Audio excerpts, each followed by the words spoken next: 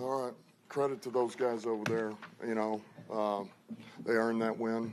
They made they made the plays in the critical moments. They're at the end to win it. So that's what they've done. It's proud of the way the guys played. I thought they played their tails off, played hard, man. I thought we finished plays, tried to finish plays. I thought we were disciplined for the most part. But just, defense, I thought really played their tails off, I thought they showed up, played championship-style defense. That they had to put out a number of fires there between the takeaways and the fourth down stops. But like I told them, man, yep. But it's also you got the hot hand. You gotta beat them back one more time. And then offensively, 3 of 13, 0 on third down, and 0 of 5 on fourth down.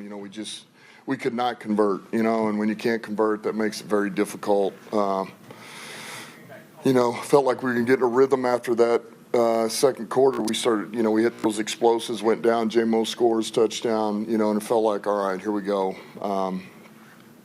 But just couldn't ever really get in a rhythm offensively. There's some calls I wish I could have gotten back. I didn't help those guys, and I hate that. I didn't help them. So, but that was kind of the story of the game. Was it a common theme on third and fourth down, Dan, or was it multiple things?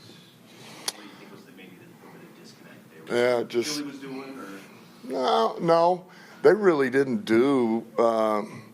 They really didn't do anything different. I mean, he, like Fangio does, he mixed his calls, and he's got a few that he rolls through, and he does a good job of variety there. But yet, I wouldn't say it was anything like exotic or anything we haven't seen or talked about. We were just a little off. I mean, it really was kind of one of those days. I hate saying that, but it was just a little bit of one of those days. And I mean, it's a rare that Goff and St. Brown don't connect. More than that, that's just a rare thing, because those guys have such a good connection. But there again, man, we're all involved in this. We all got a hand in it. From me, the coaches, all of us, man, everybody that's part of this offense. We got to be better, especially in a day like today when you're playing that kind of defense, that kind of team. The margin for error is so small, man. You don't have the luxury of, like, we get in the red zone, we have to score a touchdown, man. We can't come away not scoring 7 there. We have to convert at least 2 or 3 of those fourth downs. You have to, and we were a little off. We just couldn't get our rhythm there. And Goff was under obviously constant pressure. And say it again. Goff was under constant pressure, and it looked like it wrecked anything you guys tried to do. Is there anything you could have done to alleviate? Because it looked like you couldn't even move at all in the fourth quarter. Yeah, well, once we got down there, a couple of scores, that makes it a little more difficult. But certainly try to max protect a little bit more. That can help. Now you don't get as many guys out, but that's one way to do it. We just, there again, we just couldn't get going. What'd you think of the Rock, the best? Yeah, well, I thought he played defense like he did the whole game, man. I thought he challenged, and played it like he did the very first rep that we played man-to-man. So I wouldn't tell him to do anything different, man. Get up there and challenge, play your style, and that's it. You talk about how pivotal this November stretch would be. Obviously, the guys entered this game with just high expectations. How did you keep your confidence high going forward and not allow this game to be too much for them? Yeah, well, look, I mean, there again, we know the type of team we just faced, a good team, man, and we had our chances, we didn't get it done. They made the most of the opportunity, we didn't. But we're right there, and we understand what it is, and we understand we make 1 or 2 more plays in certain areas, then you got the legit shot to win that game at the end. So it is. As bad as it stings, as bad as it is, we're so freaking close, and I mentioned this before,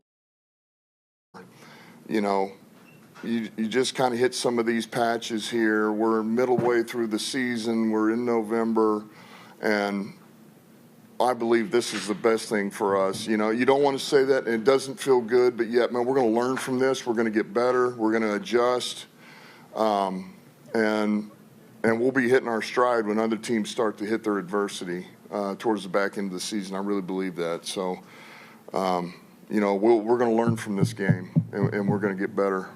We've seen you dial at the fake punts a little bit over the years. What made you want to try it tonight? What kind of look did you think you had? Yeah, I just believe that we were going to, you know, I thought we could get those guys off balance. And obviously that didn't happen, you know. I felt like the look was there to move them, and they did a good job. They were ready. They were ready.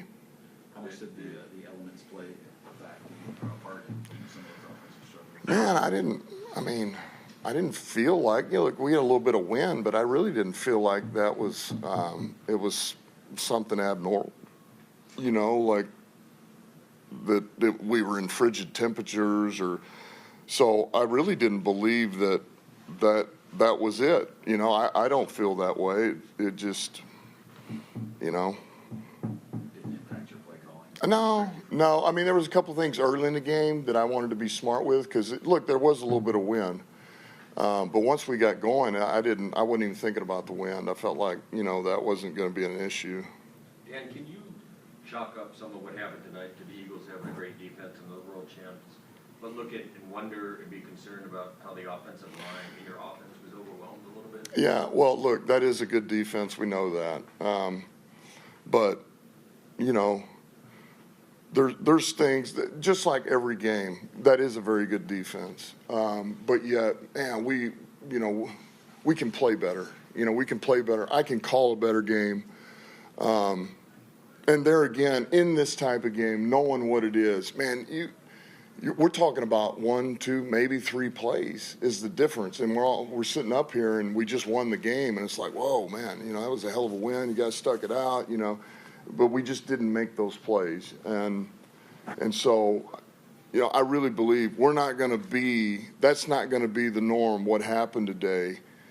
I don't believe that's the norm. You know, we could not quite convert. We were a little bit off. And I don't believe that's going to be here to stay. You know, we're going to clean up a few things. We're going to find our rhythm, and we're all going to be better for it. What do you tell Jameson about the penalty to jump on the ball? Yeah, I told him it's a hell of a play. Don't do that again. Before the half, they got inside the 5 there. You had all 3 timeouts. Did you choose? Right before halftime? Right before halftime. Yeah, I thought about it. You know, it was like, man, maybe I'll just go ahead and bang that right now. But I knew we were getting it after halftime, and really what I did, I just kind of waited. I was going to wait until we hit about under a minute, and then at that point I just kind of let it go, like, all right, we'll get it back. So absolutely, I talked about it, thought about it, and I chose not to there. I chose not to. I said, you know, we'll take it in the third quarter. You know, we come out of halftime, and so, yeah, I did think about it. With all the teams kind of bunched together right now, especially in your division, how do you view the final portion of the season for you guys in terms of the playoff push and what needs to be good to kind of get that run going? Yeah, I mean, look, you take it one game at a time. You really do. I mean, we got the Giants this week, so we got to rebound, clean a couple of things up, go back to work, and get a dub, you know. And I mentioned this before, but everybody's playing everybody now. This is what's going to happen over the next couple of months here is all these teams we're bunched in with begin to play each other, you know, division games, NFC games, and so that'll all handle itself. You just worry about your own business. We're going to worry about us one game at a time. 2 things. Last 2 days with John. The tush push, you guys shut that down. Just, I guess, explain the strategy. Just putting all the beef up front and getting some leverage. Yeah, you know, we got guys that play with leverage. You know, they're strong, they're stout. Reeder and Lopez and Mack, and we got some tree trunks in there, man. They know how to grow roots and anchor in there, and that's where it always is going to start. So I thought the guys handled it well, did a great job, and it paid dividends today. It gave us a chance. And Sam, you guys put Sam on IR. Yeah. How concerning is that? What's the long-term prognosis? Well, obviously enough to where we you know, we're talking about 4 weeks here. So, obviously we're going to hope that this thing calms down, and after those 4 games, you know, we can get him back. But we're really just taking this day to day, week to week. Think you'll get it back to this point? I'm hopeful, but I really don't know. Sean, last question? Dan, you said you wanted some calls back. What about some decisions?